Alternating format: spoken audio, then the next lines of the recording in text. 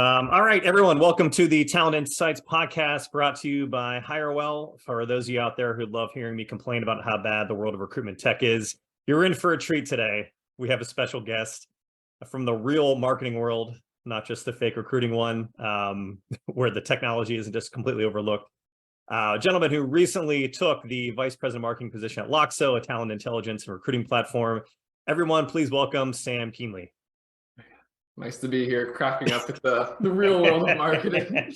Y'all have a fun world. I don't know what you're talking about, but yeah, keeping those conversations about it's like, I feel like we're always behind. So it'll be interesting to keep learning and seeing that.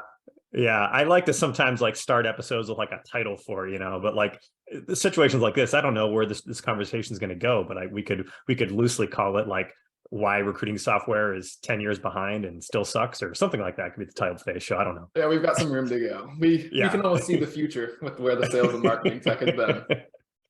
Why don't you give everyone a quick, just do your own quick intro, just so everyone has some context and kind of who you are, what your background is, and I can and it might make more sense in kind of why we're talking about what we're going to talk about today.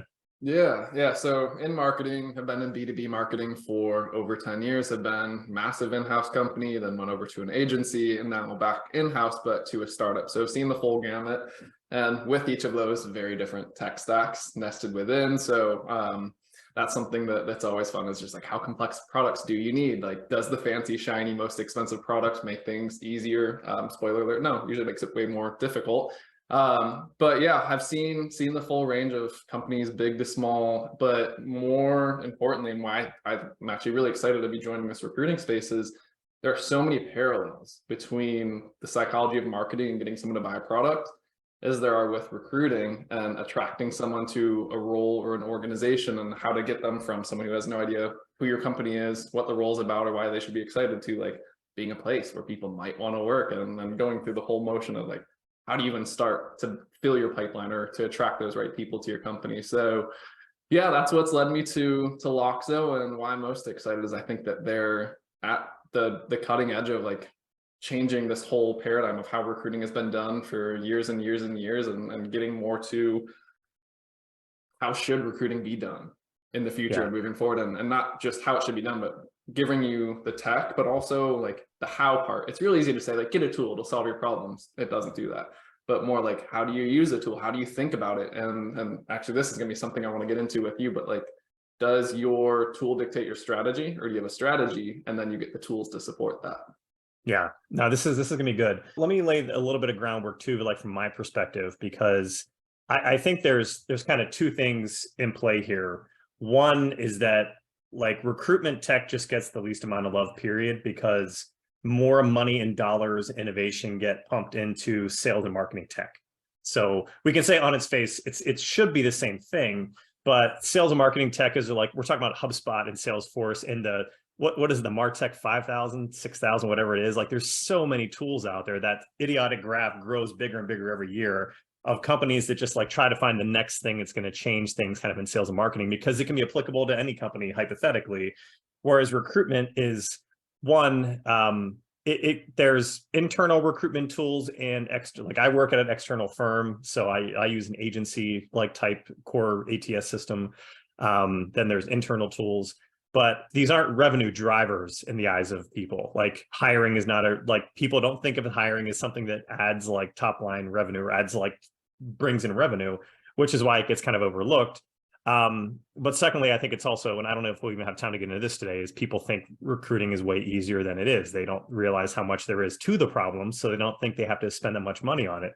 Meanwhile, all they really have to do is just look at what sales and marketing did 5-10 years ago and start doing that from a technology standpoint, and you're already a step ahead. Anyways, let me go off on a slight rant, because this will be where I'm getting caught up on everything, right? So we're a bullhorn shop. Hopefully they don't shut our accounts down after this. We've been with them for 15 years. They're the biggest player in the ATS space, and yes, they're a competitor to your organization. Side tangent, it's incredibly hard to migrate. I'm sure you'll say the technology is easy, but every process and system you have, it's just, anytime you're migrating a CRM or an ATS or whatever, it's a pain. Anyways, so it's easier to just complain about it. We recently, from a external marketing standpoint, so not our recruitment system, but actually just for our own sales funnel marketing systems, started using HubSpot. So we got it a year back, but we were redoing our website, which was just done. So now is when we're actually getting into the guts of actually doing things with it, right? And it's technically Bullhorn. It's a CRM system also, and it also has kind of the client external side facing. But like, my mind is blown about just the amount of features that HubSpot has that's completely, I don't want to say free, but just included in the platform. Like the most simplest things, that if you're coming from the sales and marketing world, this stuff is like so basic to you, just in terms of like workflow automations and things like that. And no, I don't mean like this automated email reminders, but just ways of like organizing your data and telling the people in your organization to take a next step and creating lists so nothing falls behind the wayside and whatever. None of this exists in the ATS world. If it does, it's really basic, or they want to charge you an arm and leg for it.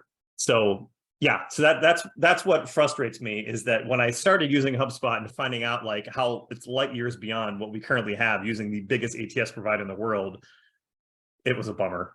And it just made me hate recruitment tech even more. Yeah, and I mean, part of that comes down to just the company's strategy. I've been at a place where you grow your market share by acquisition, and so that's acquiring competitors, or like with Bullhorn, like those pieces that are native to HubSpot, because HubSpot's like, we want to build the best product to empower marketers, sales reps, whoever. Bullhorn, it's like, well, we're really good at ATS, but we're not good at reporting, so let's go buy a competitor who can do that, and then we bolt that on, and then it's like, well, we kind of have a bridge or something, get the data over, but they never really develop it. And then more often than not, you see a lot of companies that buy those acquisitions, makes their board happy because they see, look, our TAM's growing and everything else, but they never properly integrate it, or they don't make it compatible with the product. So then it has to be, that's kind of like, well, we'll kind of integrate it, but you're gonna have to pay for that feature because it's not something that's native, so to speak, to the platform. So that's a part of it also, where it's, yeah, it's still the same platform to me though as the consumer, and whatever. Yeah. So yeah. I digress. That's where I want to start talking about this more, is when I realized this stuff's actually out there and it should be like attainable, but it's not. And the thing is, like, I say this like taking a dump on Bullhorn, they're still like, compared to like internal ATS systems, they're still way ahead of the game. There's a lot of like legacy players on the internal side that just don't have any of this stuff, which is even bigger pain point for like internal recruitment teams. So yeah, there's a reason so many people use them. They have a great core product. Like there's no doubt about that. But yeah, as you grow and evolve with the times, that's where it's like, yeah, like keeping up with what you as a recruiter need in order to do your job successfully. Why don't we talk about, or if you want to lead into this, you had some points kind of prepared about like the shift in marketing over the last few years. I guess, where has marketing gone that recruitment probably needs to go next, or kind of where do you see that in your eyes? Yeah, so forgive me, I'm only a few months into this industry, so I'm probably going to say things that people are just like nodding their heads at and like, you're an idiot, stop talking, or they're going to be like, yes, we'll find out. But when I think about marketing over the past handful of years, some of the biggest challenges and things that have come out was, the old way was basically you do this spray and pray messaging. You're just throwing a whole bunch of stuff out there, see what lands in the market. Ultimately, it's because you were going after lead quantity versus quality. You've got funnels and everything. So it's like, if we get 1,000 leads and we get 0.1% to convert, we'll get this amount of business. So the emphasis was always quantity versus quality. And you were really focused on converting people who were at that final stage that were already looking. So say you were going to look for a new ATS. We were going after people like best ATS software. You weren't trying to educate the market on like what you should be looking for in an ATS software, how to best utilize it, or anything else. So there's an overemphasis there.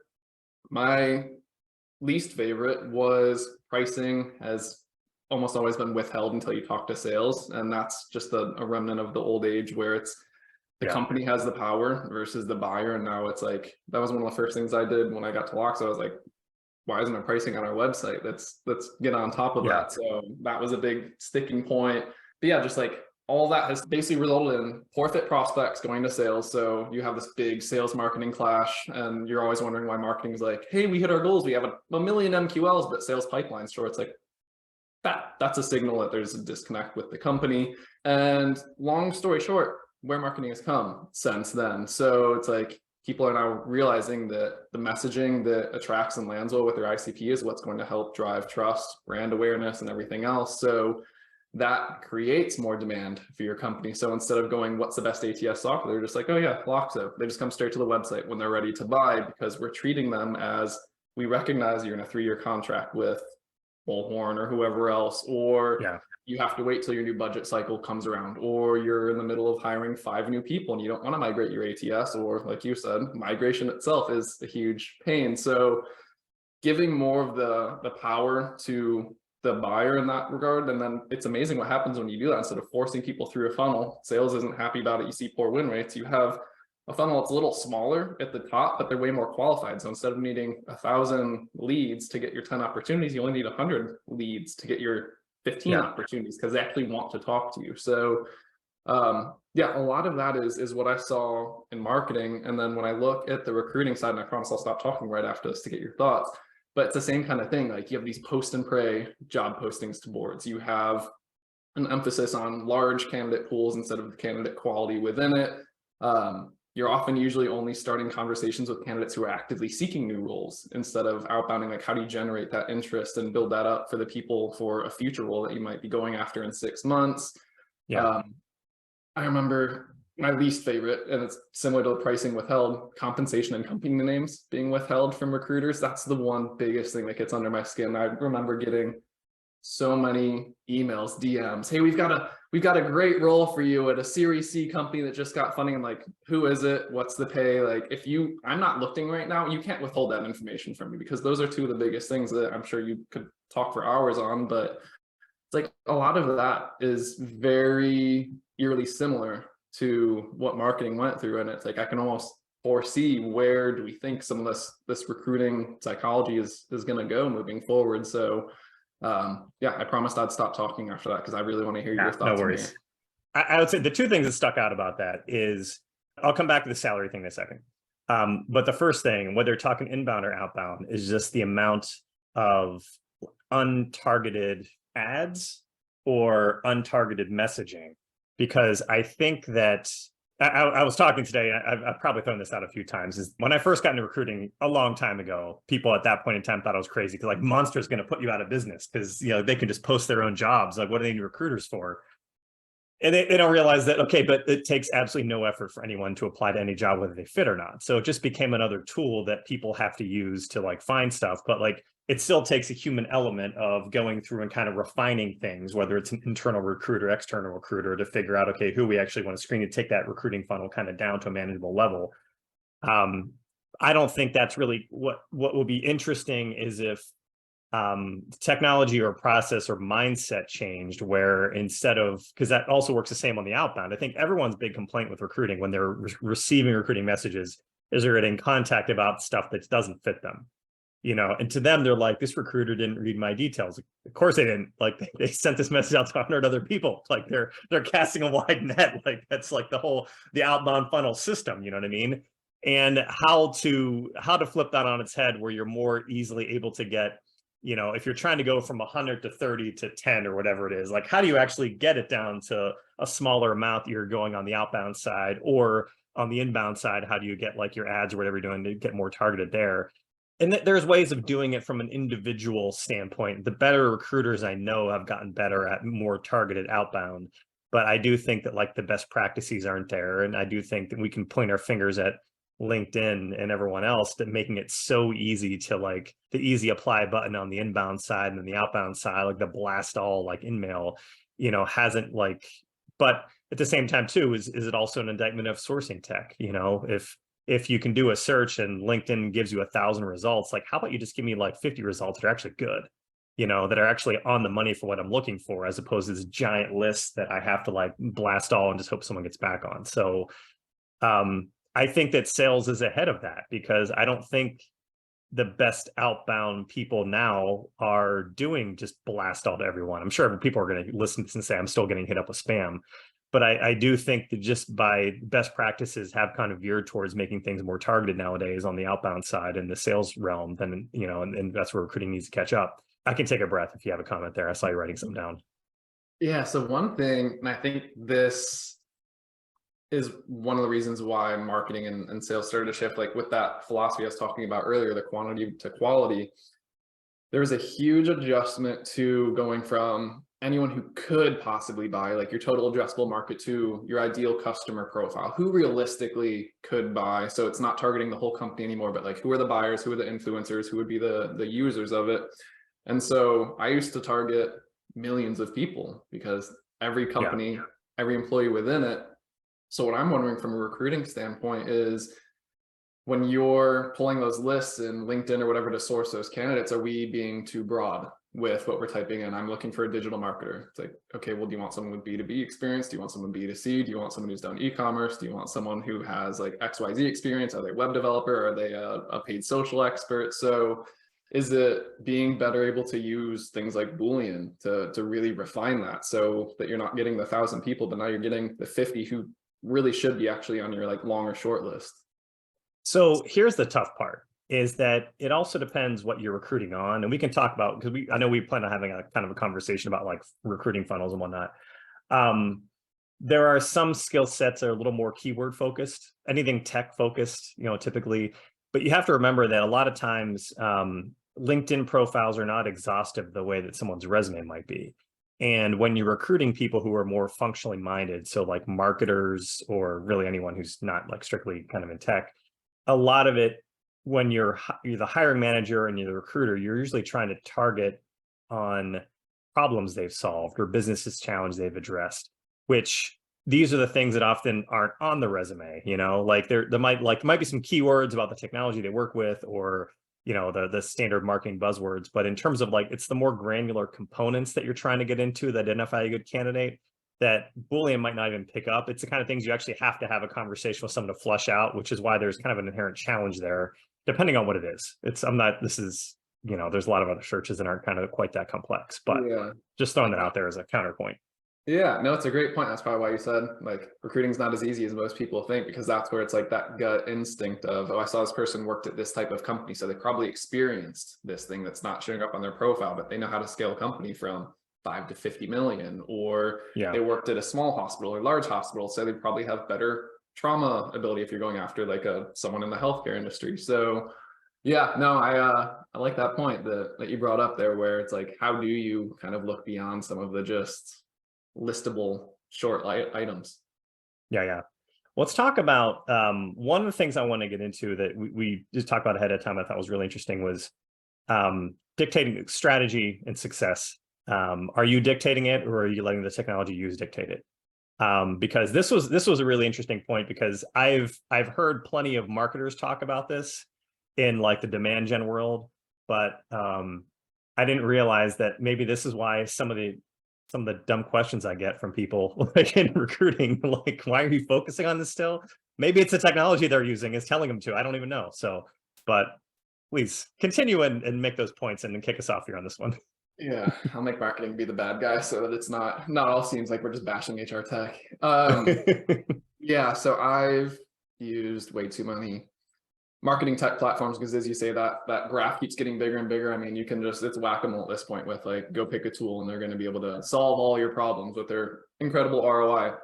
But one thing we started to notice more and more of is, you see people get really excited about tools. This is going to save us. This is going to help us hit our goals and everything else. And what I'd find is results would look really, really good in the platform, like unbelievable. You get on the call with your success manager, like, you all are killing it. You're doing great. Look at all these MQLs you drove, or look at all these impressions you generated.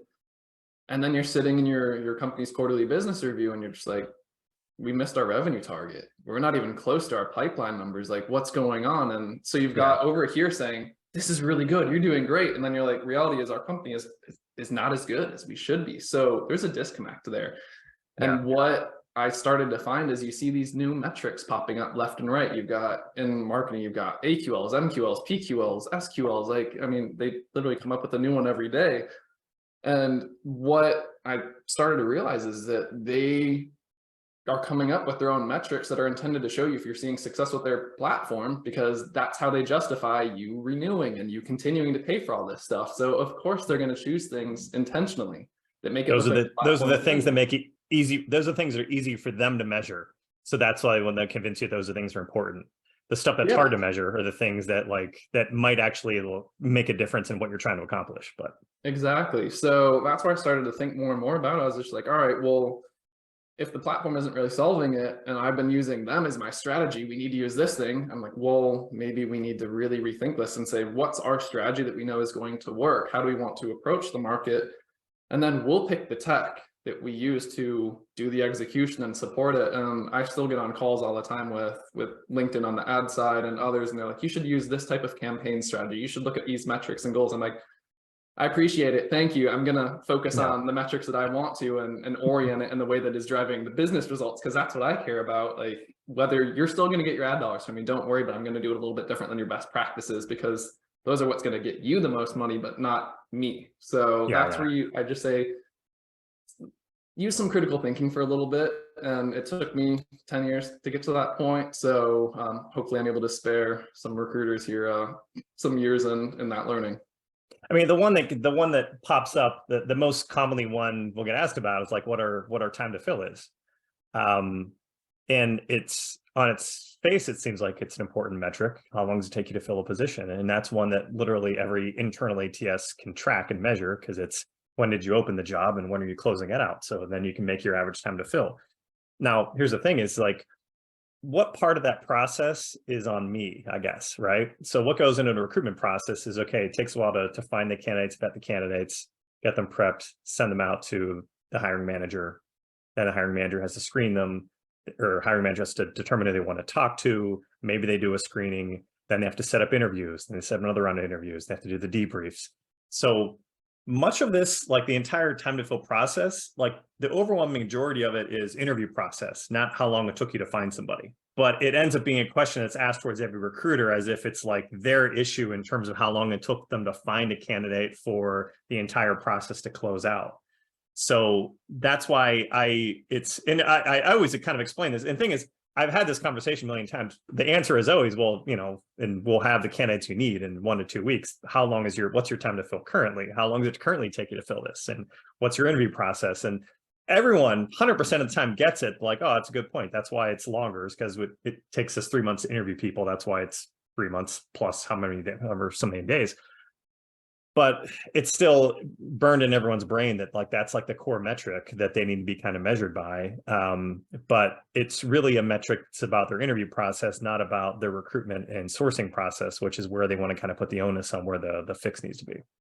Yeah, because I mean, if you're bringing in a phenomenal candidate or a terrible candidate, they're going to go through the same interview process, and that's internally based on how long does it take you to schedule that and everything else, versus like time to impact for that individual or anything else. But yeah, that doesn't make sense when you think about it from how do you find the right people to handing it off to. That's kind of on you at that point. Yeah. What else do you want to talk about? Want to talk about ghosting? Let's talk about ghosting. I know you feel strongly about this, so I'm going to let you start with this one and then I'll chime in. So the thing is, it's actually like my most hated topics. I think it's if you want to post something on social media, it's been beaten to death, but it's going to get everyone riled up. So everyone's going to get a lot of engagement on it. Ghosting. There you go. Simple one. Everyone's been ghosted before. Everybody ghosts. Everyone knows what it's like to not hear back from somebody. I want to back up just for a second on this, though, just to lay the groundwork again, back to how we kind of started the conversation. So when I mentioned we started using HubSpot for our external facing sales and marketing, not for our internal recruitment processes, just to give an example, like some of the basic stuff we're looking to do right now, right? So client pulse surveys. So touch base emails on the client side, notifications of account managers, just to like find out how we're doing, get some feedback. Candidate review automations, making sure we're actually like asking candidates, how did you enjoy working with us? And those types of things, getting that type of stuff set up. Good stuff to know. Lead scoring and sales opportunity automation. So this is what I'm actually most excited about, is like tracking who's coming to our website and how much time they're spending, what things they're checking out, like what can we determine are actually buying triggers and stuff like that, which I have to say is just as applicable on the recruitment side. Like when someone, hypothetically, if you were to know who was coming to check out your benefit, who in your funnel is coming to your benefits page, or who in your funnel is actually coming at reading your frequently asked questions and stuff like that, or the videos you have on your website, would be good stuff to know if you could know it. Dashboards that give you reports of all that type of stuff. So here's a list of the people, blah, blah, blah. I mention all this because in regards to ghosting, this is 100% an automation problem. Now, sometimes when you say automation, like people think auto rejection emails, But I want to describe some of those things like we're doing in HubSpot, because like automation really, like a BDR AE external facing, like they're not ghosting on their prospects. Like this is never, it's not like a problem where like they're like suddenly the people they're trying to get in touch with to sell, like just kind of forget about them one day. Like they've got too many workflows and reminders and triggers. So like that stuff should literally never happen. I mean, the sales side, it's the same job, except they have 5 to 100 times the volume, because for every position they're trying to fill, they're trying to reach out to this many people. So they have an infinitely larger subset of people they're trying to continually go after, yet they don't have the same sort of technology backing them up, making it so like things as simple to solve as ghosting. Because that's the biggest problem for ghosting from a recruitment standpoint is some recruiters might have literally 1,000 people that they have kind of in their funnel they're staying in touch with. You can't remember to stay in touch with 1,000 people. You have to have like proper technology letting you know, hey, here's a group of people you haven't talked to in 2 weeks or 1 week or 30 days to do a follow-up or something like that. And using current sales and marketing technology, HubSpot, Salesforce, easy to fix. Most ATS systems, not a chance. That's wild. Well, I'm not plugging Loxo, but like that's one of the easiest things to do within our platform. But Yeah. to your point of it, is it, so when you're saying ghosting and everything else, is it that the recruiters are just, they don't have the time because they're having to follow up individually one-on-one with each of these people to say like, how's it going? What's going on? Or is it the ability, like, I guess, is it a manual issue or is it a time or what?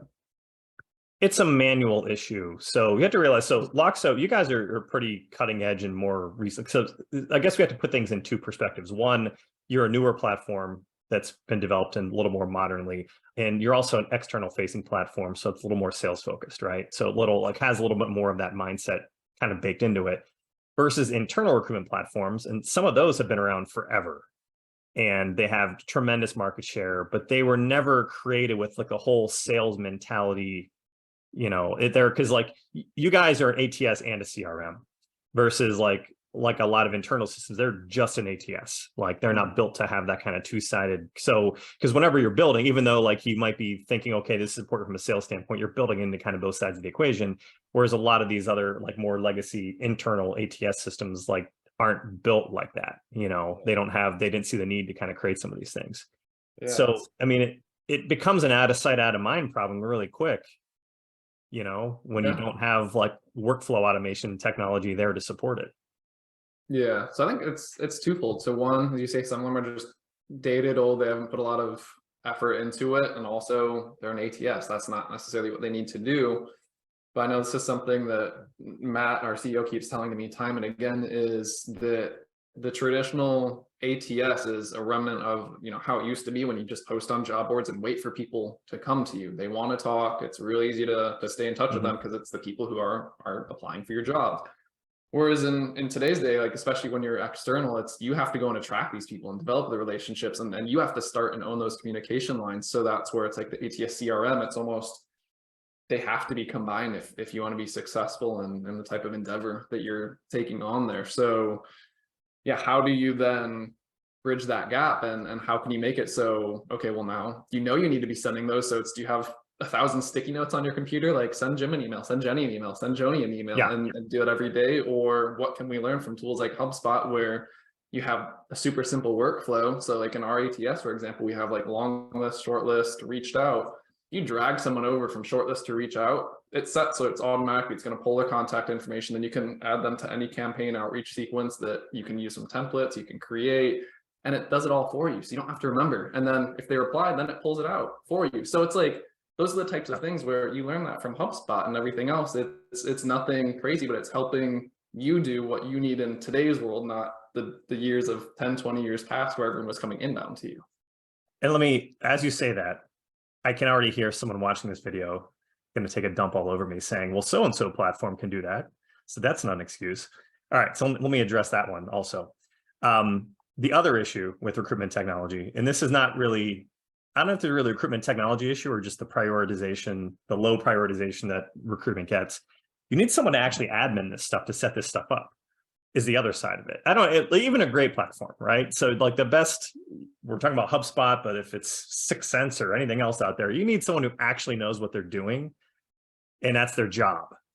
And I think that's the other issue too, is like most internal recruitment departments are small, even external agencies, most do not have an actual recruitment ops who is a techno-functional geek that enjoys actually creating this stuff so it actually supports. Because otherwise you're talking about, if you're a company full of recruiters or a recruitment department that doesn't have an actual like person assigned to them that like this is their job to kind of run recruitment ops, you're asking a bunch of people who aren't technology savvy to kind of figure this stuff out on their own, and it's never going to happen.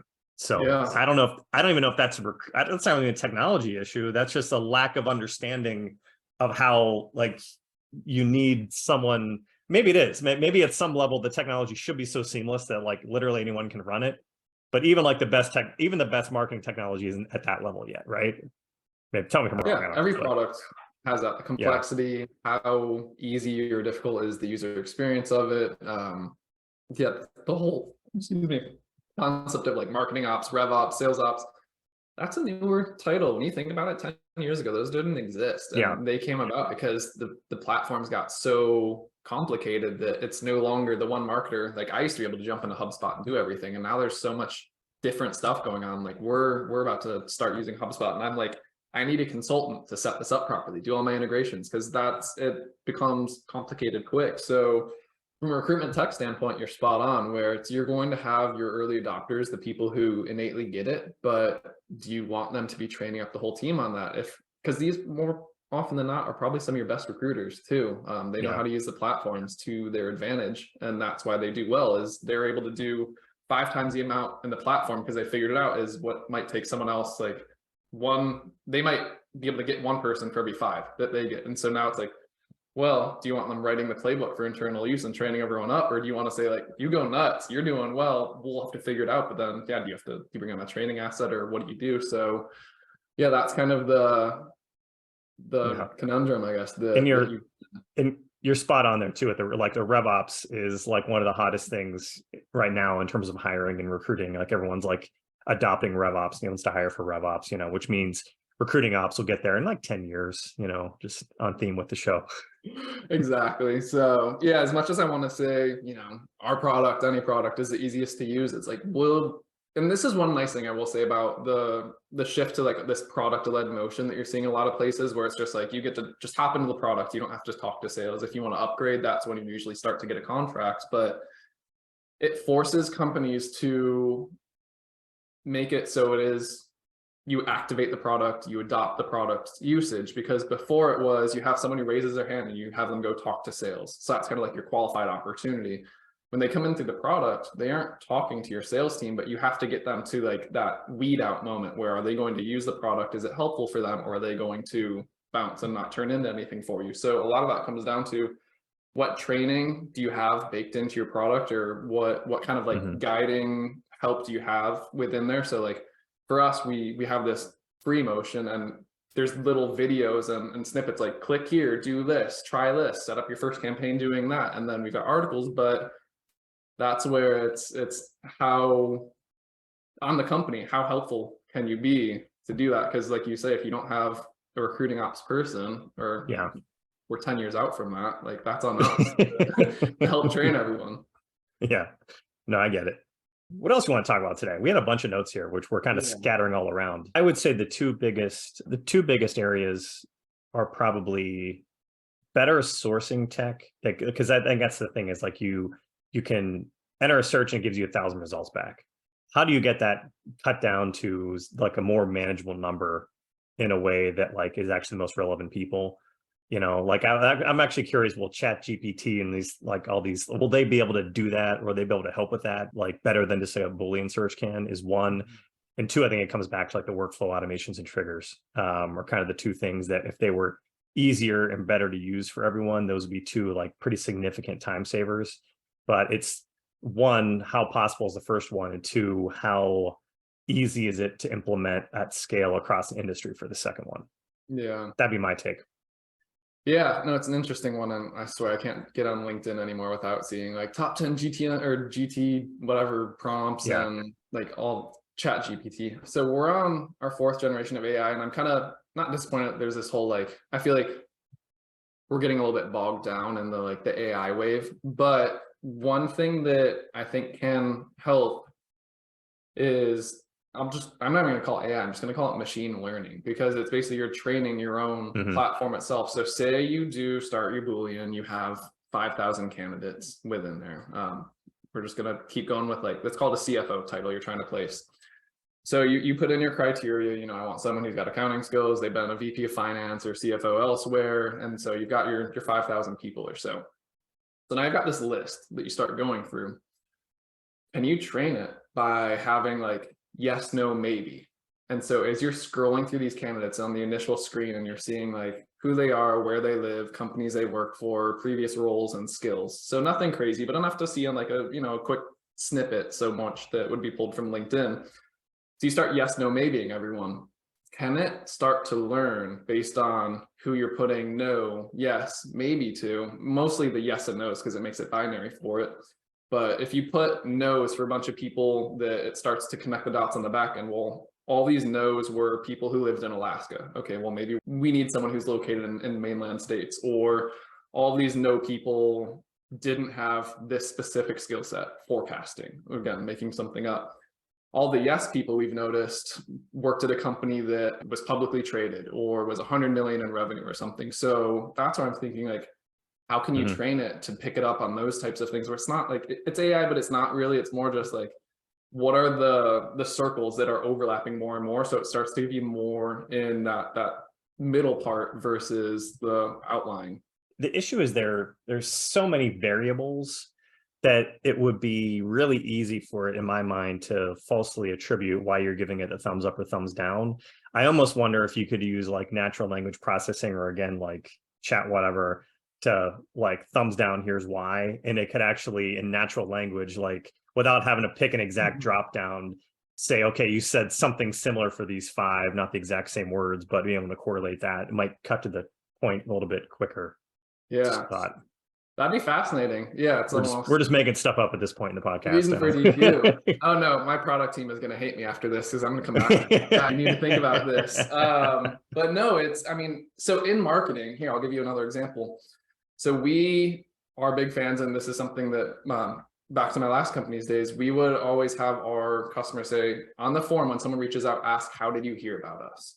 And this is where they're going to specifically say oh, I saw your LinkedIn ad. I heard your CEO talk on this podcast. I had a peer or a colleague tell me about it.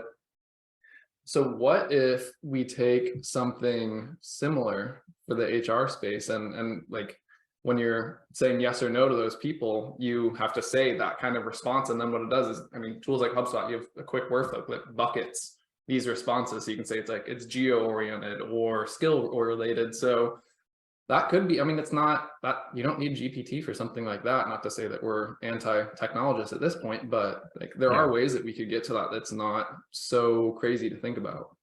Yeah, no, that's interesting. What else want to wrap about? I know you and I both have some time constraints here. Where are we at 2:43?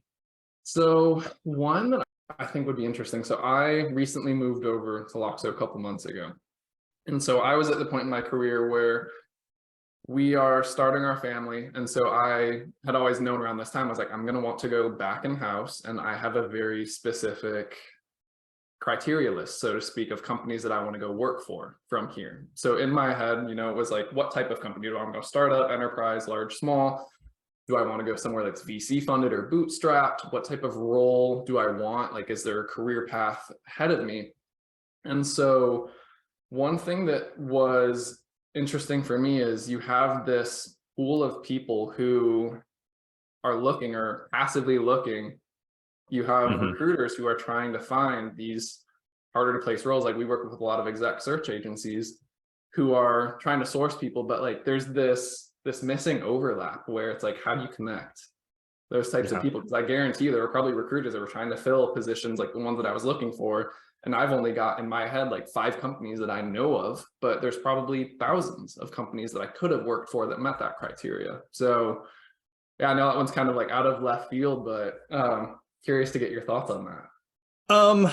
Well, when you get next time you get spammed by a recruiter when you're not looking, just make sure to respond and maybe talk with them because it might help out down the line.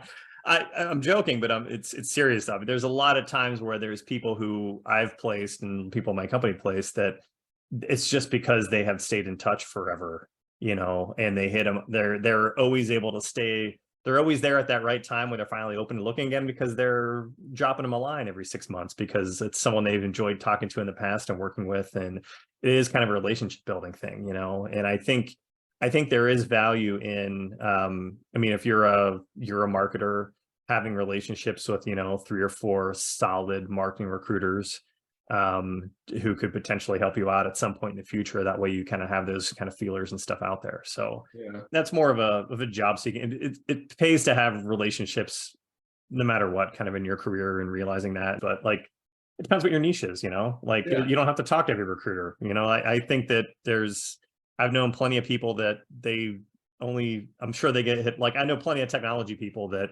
probably have gotten hit up by hundreds of recruiters in their career, but they only stayed in touch with a couple, So it's really what it comes down to. Yeah, that's true. So, all right, devil's advocate. I'll be nicer to recruiters moving forward, especially now that Yeah. I have to. But the other part is, do you think that there's a part of people that think these recruiters were hired by this company to place their very specific role? They're not thinking that the recruiter will also be placing hundreds of other roles in the future for different companies, different types of things. So it's like, do you also think about in the feedback, hey, I'm recruiting for VP of marketing at Apple, but I'm also going to be recruiting for any marketing role in the future. So if this isn't right, let me know, but I'm happy to work with you to think about if there's an opportunity in the future, like let me know and I can help you find that. I mean, that's recruiting 101, honestly. Like any recruiter who's good should be saying that and should be getting that. I think that's the thing though. Any recruiter who's good, you would be amazed how many. No, you're right. No, I wouldn't be amazed. I wouldn't be surprised in the least bit at all, to be honest with you. But I think that, let's put it this way. I think that recruiters sometimes they'll say that in the cheesy way.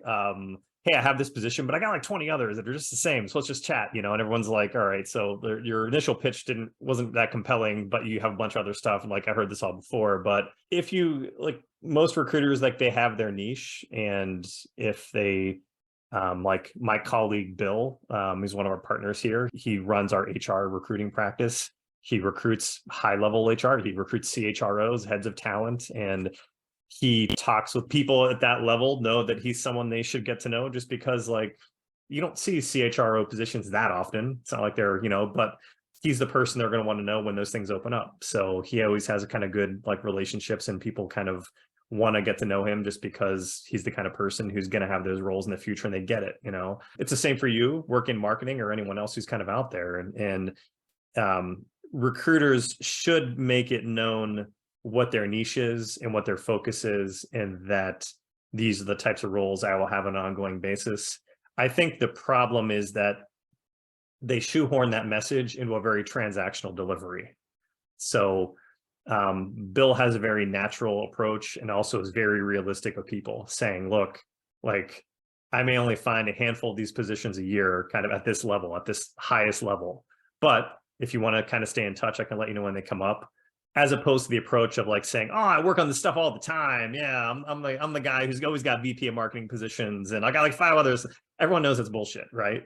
So it just kind of comes down to your demeanor and how you set expectations and letting people know. Like, I think the other thing too is like, you have to let people know, yes, we do focus in this. This is one of the things I work on. The volume isn't high. You're not going to hear from me constantly. But if you want to chat sometime, when we do see things like this come up, I can let you know. I think people are more receptive to that because I know that's a real thing to say. That's more realistic and in line. And people aren't upset when they don't hear from you for 3 or 6 months because they know it's just, they don't expect you and they shouldn't expect you to be able to solve their job search problem. But as long as you're just setting expectations properly and following up when appropriate. Works wonders. Wow. We just like broke it down to the most simplest thing possible. Anyway, we like to complicate things in marketing and recruiting world. All right, last thing, and then I'll let us drop because I'm a huge marketing data nerd. So I love looking at like marketing funnels for B2B companies and saying like basically what's working, what isn't, and what can we do to fix it. So for example, we were talking earlier about like leads. See, a very basic funnel is you have leads, and then of those leads, a certain number are qualified. Of those that are qualified, they turn into opportunities for sales. And of those that get to sales, you close one or lose. When I think about the recruiting funnel, I see something kind of similar. You've got kind of the different levels and everything that they go from just, picking out who are people that could be candidates for this, how many people have I gotten in touch with, how many people are at least kind of interested in potentially pursuing it, and then how many did I place. So in marketing, there are very distinct levers that you can pull between the phases to understand, like, how do we increase this? So for example, say you have 100 people who come to your company, say, I want to talk, but only 25 of those people ever get in front of or talk to your sales reps. It's like, well, why are 3 out of 4 people not having that conversation when they said that they wanted to? And so when you think about the actual journey, it's more often than not, you're playing calendar tag to try to make it work, or they gave you a bad email address or something else, so they never have that call. So you can insert simple tools like Calendly to say, pick the time that you want to chat with me. And then it's amazing what happens. People show up when they expect the call versus you trying to pinball them with emails to coordinate that. So on the recruiting side, I'm very curious to see, like, as I start digging into the data, I'm sure you've probably seen this over time, but like, say you have the 1,000 potential candidates for a role, X number you've gotten in touch with, however many more then make it to, like, I'm interested in this role. Are there levers that we can start to identify? And this is where I say, like, know your strategy and then get the tools to plug in to help with that. But like, you have a low target number because you don't have a good sourcing tool. Do you not have good contact information? So when you have that list, you just can't get to the people. Like, what are some of those that you've seen or could be interesting to pull out? It's an interesting question, and this might have to be, I might need to put some more thought into this and potentially a whole follow-up kind of podcast. Yeah. I think that if you're looking at, let's just make up some numbers, like you're doing a high level search, executive search, whatever, and you want to target 100 people, you want to screen 30, you want to shortlist 10, you want to very short list and present 5, then hire 1, whatever. So we'll say 130, 10, 5, 1, whatever. I think that the 2 things are going to make people fall out of the funnel is, 1, they're not qualified, and 2, they weren't interested in your pitch usually, so it works on both ways. So it's the kind of thing you do have to realize it's a 2-sided sales process, as opposed to a lot of things in sales and marketing are a little more kind of a one-sided type of thing. That's not to completely like poo-poo sales and marketing. There is some solution selling, you don't want every client, but messaging top level, it's always, what's your message? Is it compelling? That's always kind of like the trigger 1. Trigger 2 is when you actually get them live. Like, again, is it compelling? Does it make sense? But does it make sense for them in their career? Like, it might make a lot of sense for some people, but not make sense for other people. Another trigger is, do they have, I don't want to say have what it takes. Do they have the skills necessary? And do they actually fit what you're trying to hire for? Then you have to worry about what else they're looking at. Do they have other things they're looking at that they're just more appealing? So there are a lot of things there. There are a lot of things that make people fall out of the funnel.